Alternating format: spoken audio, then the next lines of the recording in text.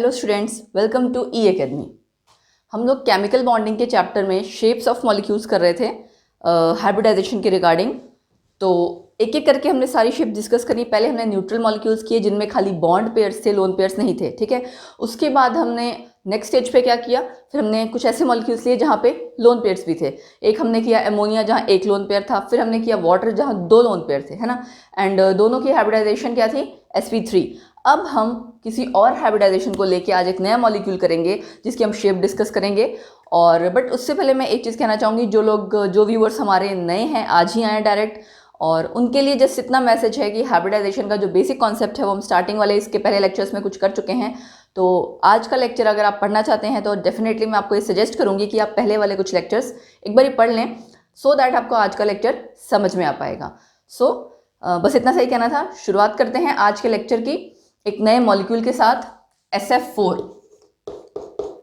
ठीक है, SF4 में सेंट्रल एटम क्या है, सल्फर। चलिए इसकी पहले क्या लिखते हैं, electronic configuration atomic number 16, 1s2, 2s2, 2p6, 3s2, 3p।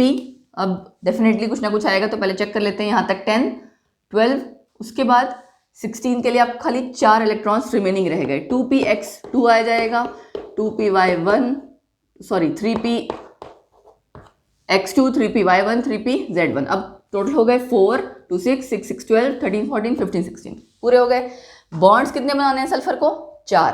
लेकिन हमारे पास तो खाली क्या है, दो ही आपके मतलब हाफ फिल्ड एटॉमिक ऑर्बिटल्स हैं। तो हमें क्या करना पड़ेगा, एक्साइट कराना पड़ेगा। चलो एक्साइटेड स्टेट इसकी क्या होगी, 1s2, 2s2, ठीक है,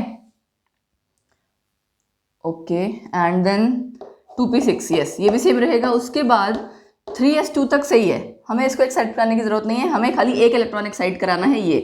तो हमने क्या किया, 3px1, 3py1, 3pz1 and 3d1। ये वाला px वाला, 3px वाला जो आपका एक और इलेक्ट्रॉन था वो हमने एक्साइट करा दिया। अब देखिए हमारी जो हाइब्रिडाइजेशन होगी वो क्या होगी, sp3d। sp3 हाइब्रिडाइजेशन मतलब हमारी ज्योमेट्री क्या होनी चाहिए इसके अकॉर्डिंग, 5 वाली, है ना। कैसे याद करना है, देखो 3, एक इसके ऊपर अगर कुछ नहीं लिखा इसका मतलब 1 है ना, 1s, 1 ये 1 ये, 3 to 5। तो 5 बॉन्ड्स वाली आपको शेप तुरंत याद आनी चाहिए। कौन सी होगी, शेप तो नहीं, ज्योमेट्री कहना चाहिए, ट्राइगोनल बायपिरामिडल, ठीक है, जिसमें 3 आपके बायपिरामिडल, जिसमें क्या था देखिए, SF4 में 3 बॉन्ड आपके ऐसे थे और 2 एक्सियल है। तो अब बात आती है यहाँ पे शेप की। चलो हम क्या करते हैं, सल्फर यहाँ सेंटर में होगा, इसको मैं दूसरे किसी कलर से शो करती हूँ। ठीक, दूसरे कलर से अगर मैंने शो किया तो हम शो कर रहे हैं, देखो पिंक से, जानबूझ के मैंने शो किया ताकि क्लियर हो जाए आपको। ओके, F आपके 4 ही भरने हैं। अब हम क्या करें, इसमें कई केसेस आपके आ जाएंगे कि हम एक लोन पेयर कहाँ रखें, है ना। तो एक बार मैंने क्या किया, एक लोन पेयर यहाँ रख दिया। दूसरा केस में भी यही हो सकता है ना, तीनों इक्वेटोरियल जो आपके बॉन्ड्स हैं, एक ही बात है, तीनों में से किसी एक जगह आप रख लीजिए, या फिर एक्सियल वाला आप चाहे वहां रखो। दूसरा केस मैंने क्या लिया, यहां अभी मैंने एक्सियल पे रखा था, अब मैंने रखा इक्वेटोरियल पे। और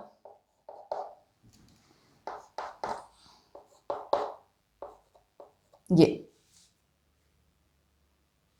ठीक है। अब हमें देखो इसके बाद नेक्स्ट हमें क्या चेक करना है, मैंने आपको याद होगा एक कॉन्सेप्ट बताया था रिपल्शंस को लेके।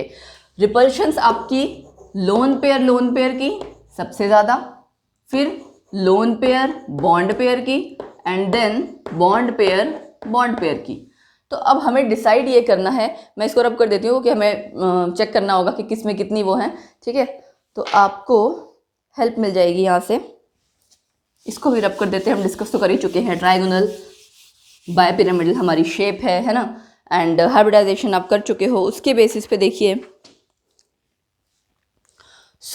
एक केस आपका ये है, इसको मैं 1 नंबर दे देती हूँ, एक केस आपका ये है 2 नंबर दे देती हूँ। अब हमें चेक करना पड़ेगा दोनों में से कौन से वाला आपका जो मॉलिक्यूल है वो ज़्यादा स्टेबल है ना, राइट। क्योंकि जो आपका ज़्यादा स्टेबल होगा वही आपका फाइनल मॉलिक्यूल होगा, उसी से आपकी क्या डिसाइड होगी, शेप। चलो यहाँ पहले चेक करें, यहाँ लोन पेयर रिपल्शन है, नहीं है। Lone pair lone pair repulsion actually दोनों में से किसी में भी नहीं है, क्योंकि लोन पेयर ही खाली एक है, तो ये चीज़ तो कट हो गई। Loan pair bond pair repulsion अब हम चेक करते हैं। यहाँ ये लोन पेयर है, इसकी रिपल्शन इसके साथ तो होगी नहीं, इस वाले बॉन्ड के साथ, मतलब काफ़ी दूर है, 180 डिग्री ऑलमोस्ट पूरा, बट इन तीनों के साथ होगी, है ना। इन तीनों के साथ अगर हम कहें तो क्या बोलेंगे हम, 3 loan pair bond pair repulsion कितने डिग्री पे, एट 90 डिग्री, यही है। चलो, और बॉन्ड पेयर रिपल्शन भी नहीं है सच, राइट, क्योंकि ऑलरेडी आपकी जो बाकी शेप थी वो तो नॉर्मल जो उसकी होनी चाहिए ज्योमेट्री वही है। इसके केस में देखो, अब यहाँ पे भी लोन पेयर रिपल्शन नहीं है, लेकिन loan pair bond pair repulsion के केस में हम क्या करेंगे, ये वाला जो है आपकी, इसकी रिपल्शन अगर हम कहें तो 2 आपकी loan pair bond pair repulsion कहाँ के लिए है, एट, इन दोनों के लिए कि मैं इसकी बात कर रही हूँ, एट 120 डिग्री, और 2 हम कह सकते हैं किसके लिए है, एट 90 डिग्री। सो वैसे तो अगर आप देखेंगे टोटल यहाँ 3 है, यहाँ 4, ये मतलब ये एक केस फर्स्ट केस में था एंड ये एक दूसरे केस में था। तो लेकिन एक रूल है कि भी आप जो रिपल्शन या रिपल्सिव फोर्सेस काउंट करते हो, 120 डिग्री वाली ऑलमोस्ट नेग्लिजिबल होती है, आप उसे नहीं काउंट करते, तो खाली 90 डिग्री वाली रह गई। यहाँ 3 है, यहाँ 2 है, सेकेंड केस में आपकी रिपल्शंस कम है, सो हम क्या बोलेंगे, सेकेंड वाला आपका केस जहाँ रिपल्शंस कम है वो है आपका मोर स्टेबल स्ट्रक्चर, और ये है आपका लेस स्टेबल। तो ऑब्वियसली जो मोर स्टेबल है वो कंसीडर होगा। अब यहाँ बात क्या आती है, जो ये वाला लोन पेयर है ना, सपोज करो मैं इसकी फिगर दोबारा ड्रॉ कर देती हूँ, ए ऐसे, यहाँ आपको ज़्यादा क्लियर हो जाएगा। सेंटर में मैंने एस ड्रॉ किया है, एफ एफ, ये देखिए यहाँ मैंने लोन पेयर बना दिया। ये यही सेम केस है, थोड़ा सा टिल्टेड मॉलिक्यूल हो गया, है ना।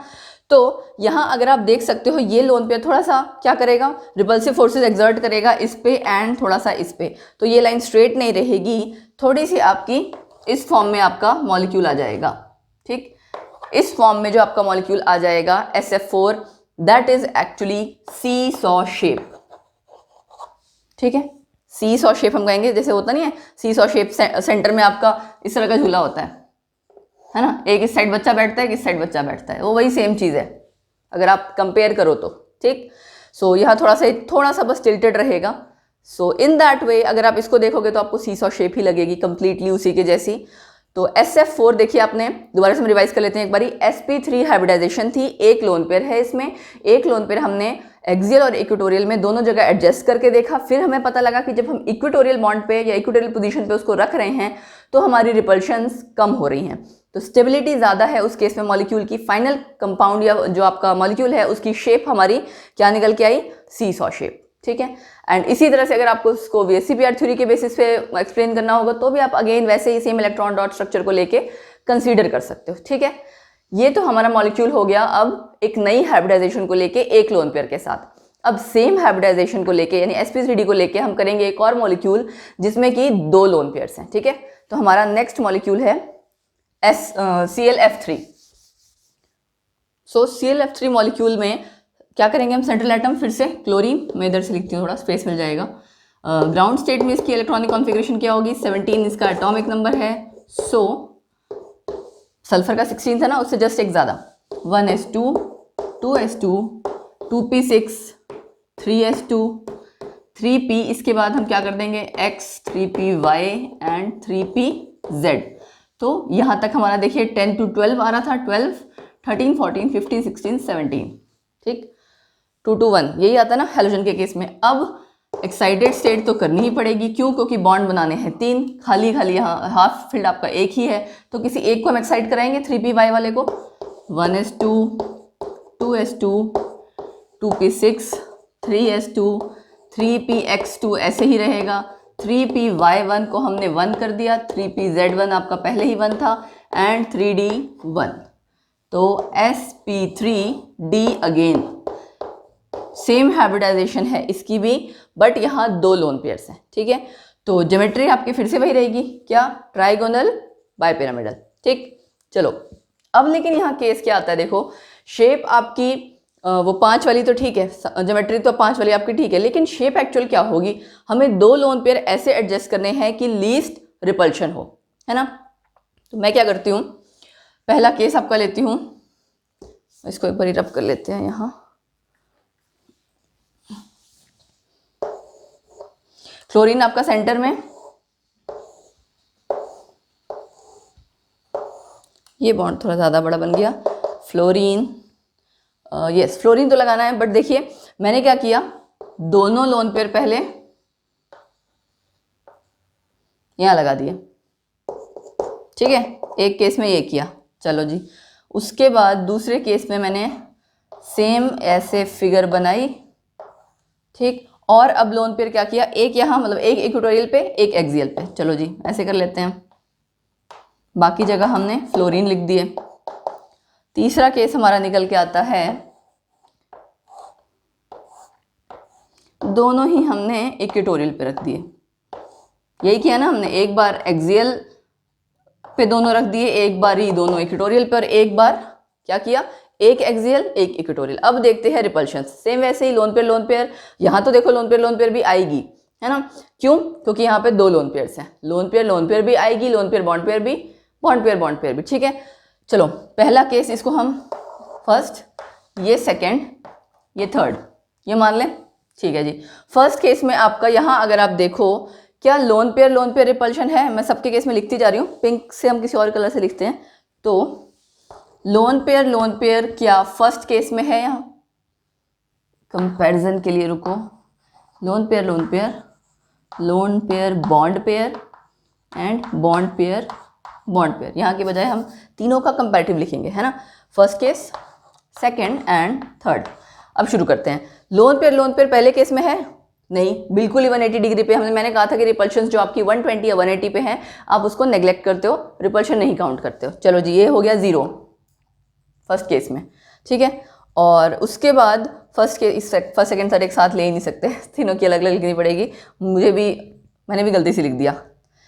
अच्छा, लोन पेयर बॉन्ड पेयर यहाँ पे अब आपको कितनी है, देखो ये वाला जो लोन पेयर है इन तीनों के साथ रिपल्शन शो करेगा, और ये वाला भी इन तीनों के साथ करेगा एट 90 डिग्री। तो total repulsion loan pair bond pair वाली 6 हो गई, ठीक है। चलो जी, ये भी हो गया। अब बॉन्ड पेयर रिपल्शन आपकी कितनी होगी, यहाँ पे बॉन्ड पेयर ये 3 है, तीनों किस पे हैं, बाकी ये दोनों तो आपके खाली लोन पेयर ही थे, तो 3 बॉन्ड पेयर्स आपके 120 डिग्री एंगल पे हैं, यानी वहाँ भी रिपल्शन नहीं होगी। तो 0, 6 और मतलब एक तरह से अगर देखा जाए तो 6 आपकी loan pair bond pair repulsion है, बाकी नहीं है। सेकेंड केस में देखते हैं। सेकेंड केस में सबसे पहले लोन पेयर रिपल्शन है, ये 2 अगर आप चेक करोगे इनकी रिपल्शन होगी या नहीं होगी आपके अकॉर्डिंग। यस, लोन पेयर आपकी रिपल्शन होगी, एक ही रिपल्शन होगी, 2 लोन पेयर्स हैं, क्यों, 90 डिग्री पे। अच्छा, उसके बाद loan pair bond pair repulsion होगी, चेक करके देखिए आप, ये आपका लोन पेयर है और बॉन्ड पेयर्स आपके आसपास इसके कितने हैं, इसके आसपास ये 3 हैं, ऐसे ही नीचे वाले के आसपास 3 हैं। यहाँ पे आपका क्या था, तीनों 120 डिग्री वाले थे, यानी 120 डिग्री वालों को आप नेग्लेक्ट कर दोगे, उससे ज़्यादा वाले को आप कंसीडर करोगे। टोटल आपके यहाँ पे loan pair bond pair repulsions हैं 3। अब चेक करते हैं कैसे। लोन पेयर वाला आपका रिपल्शन इन दोनों को जो शो करेगा, या तो हम उसको कंसीडर करें कितने डिग्री पे होगा, वो 120 डिग्री। अच्छा, और इन दोनों इसको शो करेगा अगर, तो वो किस पे होगा, 90 डिग्री, ठीक है। ये वाला आपका ऐसे करेगा, ये वाला आपका इन दोनों के लिए 90 डिग्री, है ना, इसके लिए आपका कोई है ही नहीं रिपल्शन। तो अगर हम ओवरऑल देखें, ये वाले इस वाले की रिपल्शन खाली इसके लिए है, चलो एक ये हमने मार्क कर लिया, रिपल्शन 90 डिग्री वाली है इसलिए। इसकी वाली इन दोनों के लिए तो कोई रिपल्शन नहीं है क्योंकि 120 डिग्री पे है। तो अभी तक हमारी कितनी रिपल्शन आई, लोन पेयर बॉन्ड पेयर वाली एक खाली। अब दूसरे लोन पेयर को चेक करते हैं। बॉन्ड पेयर्स इसके आसपास यही 2 हैं, ये वाला तो बिल्कुल अपोजिट है, तो ये तो करेगा नहीं। तो 2 bond pairs, 2 lone pair bond pair repulsion at 90 degree, तो इसीलिए टोटल कितनी हो गई, 3, ठीक। तीसरा केस आपका आता है बॉन्ड पेयर, ठीक है। बॉन्ड पेयर की आपकी रिपल्शन 2 होंगी। 2 कैसे, इसकी इसके साथ भी एंड इसकी इसके साथ भी। 120 डिग्री वाली अगेन नहीं होगी। जो आपके इक्वेटोरियल बॉन्ड्स हैं उनकी दोनों बॉन्ड की एक एक रिपल्शन किसके साथ, एक्सियल वाले के साथ। तो ये आ गया 1, 3, 2। अब हमें तीसरा केस क्या लेना है, पहले हमने देखो केस लिया जहाँ पे लोन पेयर हमने एक्सियल पे लगाया था, हमारा आ गया था 060, फिर हमने एक इक्वेटोरियल और एक एक्सियल पे किया तो आ गया 132। अब हम तीसरा केस लिखेंगे कि दोनों आपने इक्वेटोरियल पे कंसीडर कर ली। ऊपर वाला मैं थोड़ा सा रब कर देती हूँ सो दैट इजी हो जाएगा, स्पेस मिल जाएगी हमें। वायर अड़ गई, चलो कोई बात नहीं, इट्स ओके। 0 आपकी लोन पे रिपल्शन सबसे पहले चेक करें हम। लोन पे रिपल्शन आपकी यहाँ है दोनों, ठीक है। ये क्या हम कंसीडर करेंगे, दोनों दो लोन पेयर्स की आपको पोजीशन चेक करनी है, उनकी आपस की रिपल्शन नहीं है ना, क्यों, क्योंकि 120 डिग्री है, तो ये आपका हो गया 0। Loan pair bond pair repulsion आपकी कितनी होगी, चेक करते हैं। इसके लिए तो होगी नहीं, इसके लिए भी नहीं होगी क्योंकि 120 डिग्री पे है। इसकी इन दोनों के लिए भी होगी, इसकी भी इन दोनों के लिए होगी, तो टोटल 4। क्यों, कौन सी वाली रिपल्शन हम काउंट कर रहे हैं, 90 डिग्री वाली। 120 डिग्री वाली हम नेग्लेक्ट करते हैं या 180 डिग्री वाली नेग्लेक्ट करते हैं। तीसरा केस आपका आया बॉन्ड पेयर। अब आप देखिए बॉन्ड पेयर इसकी रिपल्शन इसके साथ एंड इसके साथ 90 डिग्री वाली तो 2। तो लोन पेयर रिपल्शन दो जगह आपकी 0 है, एक जगह 1 है। तो जहां 1 है इसका मतलब वो हम उसको कंसीडर नहीं कर सकते हैं, क्योंकि हमें तो ये चाहिए कि लोन पे रिपल्शन सबसे कम हो। तो केस आ गया इन दोनों का। अब इन दोनों को कंपेयर अगर करोगे, नेक्स्ट आपका loan pair bond pair repulsion यहाँ 6 है, यहाँ 4 है।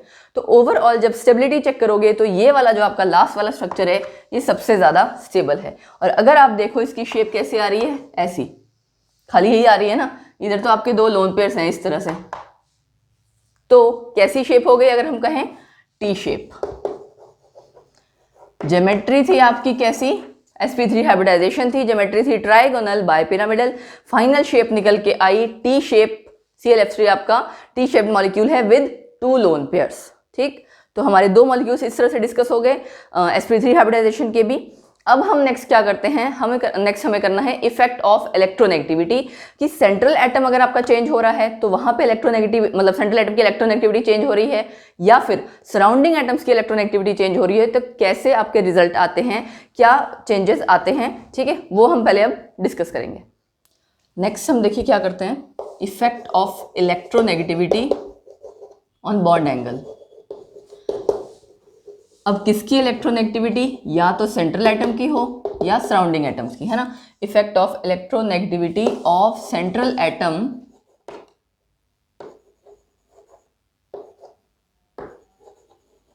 On bond angle. तो कंपैरिजन करते हैं हम, ठीक है। मैंने लिए hydrides H2O, H2S, H2SE, H2TE। कौन से एलिमेंट्स हैं ये, ग्रुप 16 के हाइड्राइड्स, ग्रुप 16 हाइड्राइड्स ये हमने कंसीडर किए। चलो ठीक है जी। अब बात ये आती है कि यहाँ आपको एंगल पता है कितना है, H2 में आपका एंगल होता है 104.5 डिग्री, ठीक है। यहाँ एंगल आ जाता है 92.5 डिग्री, कितना ज़्यादा डिक्रीज हो गया ना। फिर एंगल आता है 91 एंड देन 90.5 डिग्री। यहाँ आपका डिक्रीज कम है इन तीनों में, यहाँ ड्रास्टिक चेंज आया है।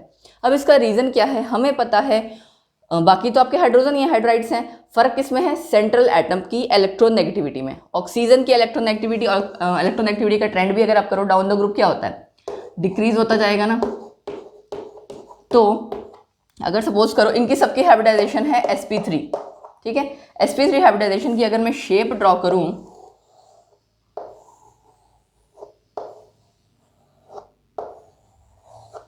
इस तरह से है। चलो 2 लोन पेयर्स है ना आपके सबके केसेस में, और यहाँ आपकी ये बना हुआ है, ठीक। तो यहाँ पे आप 2 दिखाना चाहते हो, फाइन, ये भी ठीक है। बट अगर इसको मैं इस तरह से शो करूँ ऐसे, और 2 लोन पेयर्स मैंने इस तरह से शो कर दिए,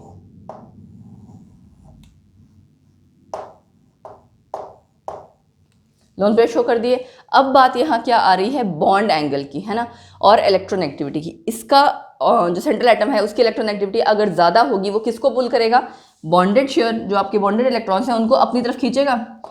बहुत ज़्यादा इलेक्ट्रोनेगेटिविटी है ऑक्सीजन की, इट मीन्स ये इलेक्ट्रॉन्स बॉन्ड वाले इसकी तरफ खींचे रहेंगे।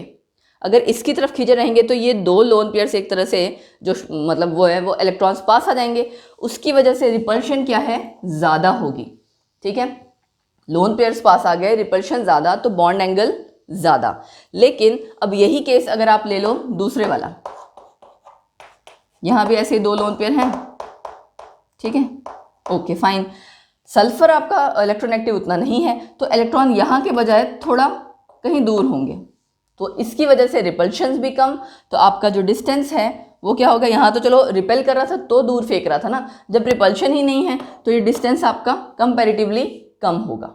यहाँ मैं क्या बोलूँगी, मोर इलेक्ट्रॉनिक रिपल्शंस, लोन पे रिपल्शंस एक्चुअली, ठीक है। या आप ये कह सकते हो कि आपके बॉन्ड पेयर्स पास हैं, ठीक, बॉन्ड पेयर्स इसलिए क्योंकि जो इलेक्ट्रॉन एक्टिविटी है वो जो कॉन्सेप्ट है वो किन इलेक्ट्रॉन्स को अपनी तरफ खींचता है, वो एटम बॉन्डेड या शेयर्ड पेयर ऑफ जो इलेक्ट्रॉन्स हैं उनको अपनी तरफ खींचता है। तो हम ये कह सकते हैं मोर बॉन्ड पेयर रिपल्शंस, ये कह सकते हैं, ठीक है। More distance, more bond angle, और उसके केस में क्या हो जाएगा, इसका opposite, less bond pair repulsions, ठीक है। So smaller the distance between two bonds and smaller will be the bond angle.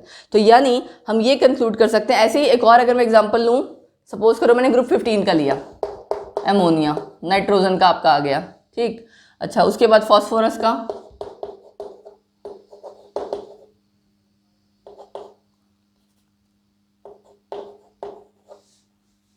तो इसी तरह से अगर आप इसका भी केस देखो ना, ये हाइड्राइड्स किसके हो गए, ग्रुप 15 के, यहाँ पे भी एंगल ऐसे ही रिड्यूस हो रहा है, एक बार ये आपका ड्रास्टिक चेंज आता है, उसके बाद थोड़ा कम चेंज। तो हम ये कंक्लूड कर सकते हैं कि जो सिमिलर मॉलिक्यूल्स हैं, एक जैसे मॉलिक्यूल्स जिनमें आपकी हाइब्रिडाइजेशन सेम है, जिसमें फ़र्क क्या है, बाकी एटम्स तो सेम है लेकिन सेंट्रल एटम का फ़र्क है और सेंट्रल एटम की इलेक्ट्रॉन एक्टिविटी वेरी कर रही है। तो जैसे जैसे आपकी इलेक्ट्रॉन एक्टिविटी घटती जाएगी, बॉन्ड एंगल भी आपका घटता जाएगा, ठीक है। ये हम इस पूरे कॉन्सेप्ट से कंक्लूड कर रहे हैं। ये ट्रेंड आपसे पूछा जाता है, चाहे इस केस में पूछा जाए, चाहे इसमें, या कई बार कहीं और भी, बट इन्हीं दोनों का केस ज़्यादा पूछा जाता है, ठीक है। अब बात आती है, अगर हम सराउंडिंग एटम की इलेक्ट्रॉन एक्टिविटी चेंज करें तो क्या फ़र्क पड़ेगा।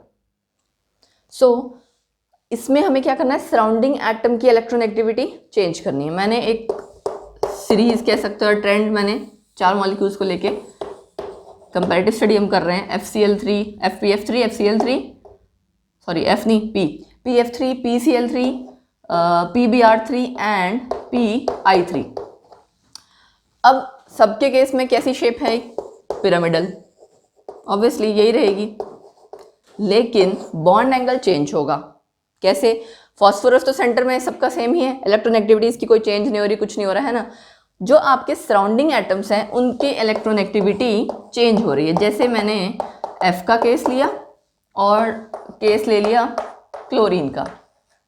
अब इसको समझने की कोशिश करना, इसकी इलेक्ट्रॉन एक्टिविटी ज़्यादा है ना, तो उससे क्या होगा, bond pair, sorry lone pair आपका, जो ये बॉन्ड है, लोन पेयर नहीं कहना चाहिए, जो ये शेयर, जो आपका बॉन्ड है, ठीक है, उसमें जो इलेक्ट्रॉन्स हैं किसकी तरफ ज़्यादा खींचे रहेंगे, फ्लोरीन की तरफ। तो हम इसको ऐसे शो कर सकते हैं कि इसकी तरफ ज़्यादा खींचे रहेंगे, ठीक, यानी कि वो आपके जो बॉन्ड पेयर्स हैं वो फॉस्फोरस से तो दूर हैं, है ना। यहाँ पे एरिया कम दिख रहा है ना आपको, फॉस्फोरस से दूर है तो उनमें रिपल्शन नहीं होगी, रिपल्शन नहीं होगी तो मतलब अपनी नॉर्मल स्टेट में है। अच्छा, दूसरा केस जब हम लें, इसके बाद जैसे जैसे आपकी इलेक्ट्रॉन एक्टिविटी घटती जा रही है, वो बॉन्ड पेयर किसकी तरफ जाता जा रहा है, इससे दूर होता जाएगा ना। इसकी इलेक्ट्रॉन एक्टिविटी सबसे ज़्यादा थी तो इसने खींच के रखा था इलेक्ट्रॉन्स को, इसकी और कम हुई, आगे और कम, ये इधर इधर तक आ गया, फिर आगे और एक लास्ट स्टेज तक आते आते PI3 में वो इलेक्ट्रॉन कहाँ होगा, यहाँ पे आ जाएगा, है ना। तो जब आपके इलेक्ट्रॉन्स इतने पास आ जाएंगे फॉस्फोरस के, क्या होगा उनमें, उनके बीच में रिपल्शंस, है ना। उन बॉन्ड पेयर्स में जब रिपल्शन होगी तो ऑब्वियसली रिपेल करेगा, दूर करेगा, तो बॉन्ड एंगल क्या होगा, ज़्यादा। तो यानी कि यहाँ पे आपका जो ट्रेंड है, देखिए यहाँ 97 अप्रॉक्स में बता रही हूँ, यहाँ 100, फिर 101, 102। तो उल्टा कॉन्सेप्ट हो गया कि सराउंडिंग एटम में जैसे जैसे आपके सराउंडिंग एटम्स की इलेक्ट्रोनेगेटिविटी डिक्रीज होती जा रही है, क्या करेंगे हम, लिख लेते हैं कंक्लूजन, एज इलेक्ट्रोनेगेटिविटी ऑफ, मैं यहाँ पे ना सराउंडिंग को शॉर्ट में लिख देती हूँ, सराउंडिंग एटम क्या कर रहे हैं हम? Decreases, bond angle increases. और इसको अगर हम एक्सप्लेन करना चाहें तो हम क्या कहेंगे?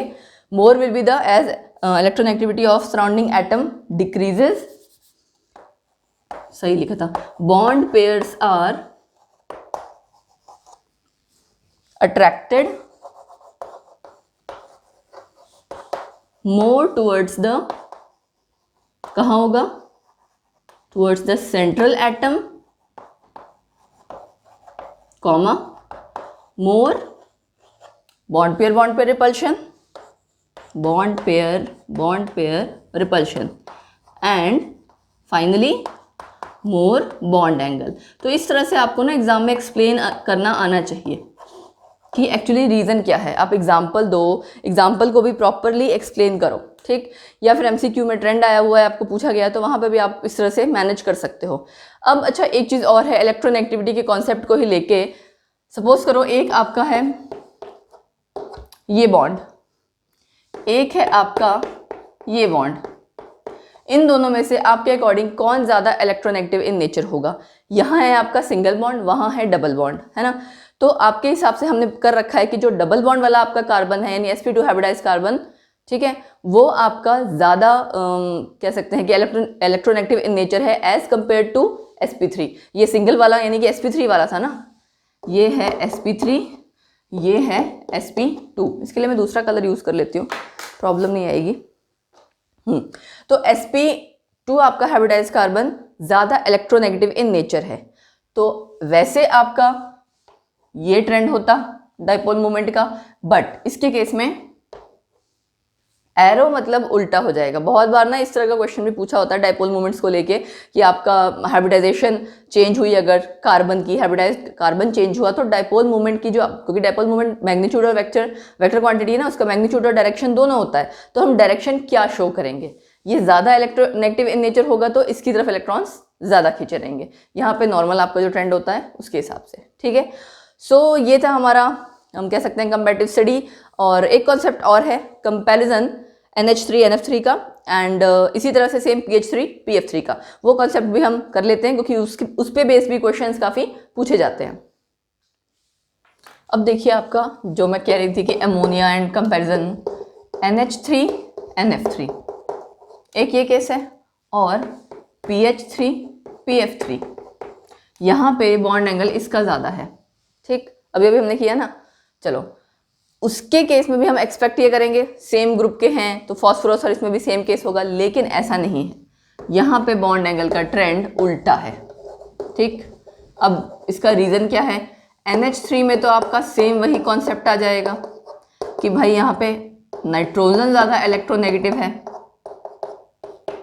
है ना, नाइट्रोजन ज़्यादा इलेक्ट्रोनेगेटिव है, मतलब बॉन्ड पेयर्स आपके इसके पास ज़्यादा है, तो ये जब इलेक्ट्रॉन्स को खींच के रखेगा, बॉन्ड पेयर्स इसके पास ज़्यादा है नाइट्रोजन के आसपास, यहाँ होंगी रिपल्शन, ये क्या करेगा? पुश करेगा बॉन्ड्स को दूर दूर, तो डिस्टेंस इंक्रीज होगा, तो ऑब्वियसली आपका बॉन्ड एंगल इस केस में ज़्यादा होगा, 107 डिग्री, यही वैल्यू होती है इसकी। बट इसके केस में आपके इलेक्ट्रॉन्स कहाँ हैं? यहाँ पे इसके पास, इधर फ्लोरीन ज़्यादा इलेक्ट्रोनेगेटिव है नाइट्रोजन के कंपैरिजन में, तो इस वजह से जब बॉन्ड एंगल दूर दूर है, रिपल्शंस भी कम होगी एंड बॉन्ड एंगल कंपैरेटिवली कम होगा, ठीक। सो ये तो था यहाँ इस केस में रीज़न, लेकिन सेम रीज़न आपका PH3 PF3 के केस में नहीं होता। इनकी सबकी शेप कैसी है? देखो पिरामिडल, सब पे क्या है? 1 लोन पेयर, है ना, 1 लोन पेयर है नाइट्रोजन के दोनों केसेस में भी, फॉस्फोरस के केसेस में भी। लेकिन फॉस्फोरस में PF3 का जो केस है ना, यहाँ पे ये दो तो आपके सिंगल बॉन्ड से जुड़े हैं, ठीक है, जो जिसमें कि फ्लोरीन के 3 आपके लोन पेयर हैं, ठीक है। तीसरा जो फ्लोरीन है उसमें आपका थोड़ा सा डबल बॉन्ड कैरेक्टर आ जाता है, एंड ये, ठीक है, पॉजिटिव नेगेटिव चार्ज आ गया, डबल बॉन्ड कैरेक्टर आ गया, मतलब ये रेजोनेंस इसमें आ गया। इस रेजोनेंस की वजह से जब यहाँ डबल बॉन्ड कैरेक्टर आ गया, तब उस केस की वजह से आपके क्या है? ऑब्वियसली इलेक्ट्रॉन्स का ही रोल है। इलेक्ट्रॉन्स आपके रेजोनेंस होने के कारण यहाँ पे फॉस्फोरस के आसपास रहेंगे, तो जब फॉस्फोरस के आसपास रहेंगे इलेक्ट्रॉन्स, सो वो उनमें रिपल्शन होगी एंड वो क्या करेगा? उन बॉन्ड पेयर्स को पुश करेगा यानी दूर करेगा, इट मीन्स बॉन्ड एंगल ज़्यादा होगा। तो आपको हो सकता है बहुत से बच्चे सोचे सेम ये ट्रेंड यहाँ भी फॉलो होना चाहिए था, लेकिन यहाँ क्या आ गए देखिए एक्सेप्शन भी नहीं कहेंगे, रीज़न ही डिफरेंट है एग्जैक्टली एक्चुअली। तो इस तरह से आपको एग्जाम में ट्रेंड्स बहुत पूछे जाते हैं। ट्रेंड्स के साथ साथ MCQs में इस तरह से पूछा जाता है, 2 पेयर दे दिया, which of the following is correct, ठीक, with respect to bond angle, ऐसे पूछ लिया जाए with respect to bond angle. पहली ऑप्शन दी वहाँ पे ये लिख दिया, सेकंड ऑप्शन दी वहाँ पे इसकी बजाय कुछ और लिख दिया, PH3 का ज़्यादा बॉन्ड एंगल दे दिया, 2 ऑप्शंस ऐसे ही पेयर बना के और दे देते। तो आपको वहाँ पे चेक करना था कौन सी ऑप्शन करेक्ट है। ये आप तभी कर सकते हो जब आपको सारा कॉन्सेप्ट क्लियर होगा। इसीलिए मैंने कहा जितने कॉन्सेप्ट्स हैं उसको बहुत थॉरली पढ़िएगा। केमिकल बॉन्डिंग तो मतलब मुझे ये कहना चाहिए चाट जाओ दिमाग में, सारा जितने टॉपिक्स हैं कॉन्सेप्ट्स हैं ना उसको ऐसे बैठाओ दिमाग में कि कंप्यूटर की तरह सारी चीज़ें फीड हो जाए। और वो तभी हो सकता है जब आप बार बार उसको पढ़ते रहेंगे, क्वेश्चंस की प्रैक्टिस करते रहेंगे, ठीक है। सो आज के लिए हमारे इस लेक्चर में इतना ही। ये हमारा हाइब्रिडाइजेशन का टॉपिक ऑलमोस्ट सारा कवर हो चुका है। अब नेक्स्ट हमारा है प्रिडिक्टिंग द हाइब्रिडाइजेशन एक फॉर्मूले की हेल्प से, है ना। और हो सकता है कि कुछ और मॉलिक्यूल्स जो हम इनके अलावा इनका तो हम अप्लाई करके देखेंगे उस फॉर्मूले के थ्रू, बट कुछ और मॉलिक्यूल्स भी जो कि हम फॉर्मूले से कैलकुलेट करेंगे कि क्या हाइब्रिडाइजेशन होनी चाहिए, ठीक है। उसके बाद ऐसे ही फर्दर आपकी हमारी इस चैप्टर में एक क्लास थ्योरी रह जाएगी। सो हमारा चैप्टर अभी तो खैर आगे काफ़ी लेक्चर्स हैं, बट स्टिल ये चैप्टर का काफ़ी पार्ट हो चुका है। तो मैं आपको सबको ये सजेस्ट करूंगी अगेन कि इसको प्रॉपर पूरा दोबारा से रिवाइज करो, है ना, ताकि आपको रेगुलरली रिवीजन होती रहेगी तो कुछ मिस नहीं होगा। सो बाकी एक और मैं ये कहना चाहूँगी, वैसे तो आपको शाम तक मिल जाएंगी कुछ information, but it is yes regarding मेंटिक्यूज। तो अपडेटेड रहिए, चैनल को सब्सक्राइब करके रखिए, जो लोग नए आए हैं बेल आइकन प्रेस करके रखिए। कुछ नया है आप लोगों के लिए रिगार्डिंग मी एंड केमिस्ट्री, दोनों को क्लब करके। तो उस सरप्राइज को जानने के लिए आपको जस्ट सिर्फ एक चीज़ करनी है, सब्सक्राइब करें चैनल को और यस बेल आइकन प्रेस करके रखें, तभी पता लगेगा, अदरवाइज खाली सब्सक्राइब करने से नहीं पता लगता। सो सरप्राइज के लिए थोड़ा सा इंतज़ार कीजिए, जल्दी आपको पता लग जाएगा। तब तक हंसते रहिए, मुस्कुराते रहिए and bye bye, take care.